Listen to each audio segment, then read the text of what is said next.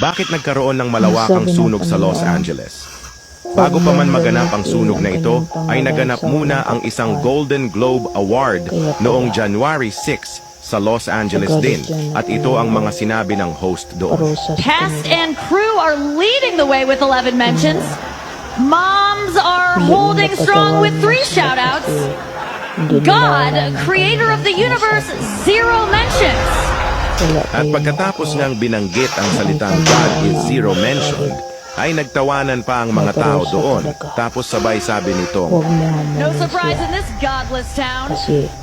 at pagkatapos nga lang ng ilang mga araw, ay naganap na ang malawakang sunog sa bayan ng Los Angeles, na kung saan ay patuloy itong lumalaki at lumalawak ang apoy, kahit na pilit pa nila itong inaapula, kung saan ay aabot na sa 200,000 na pamilya na ang naapektuhan.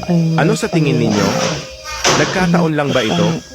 O parusa na ito ng Diyos sa kanila dahil ininsulto nila ang Diyos na sinabing wala daw ambag ang Diyos at godless daw ang kanilang lugar? God, creator of the universe, 0 mentions.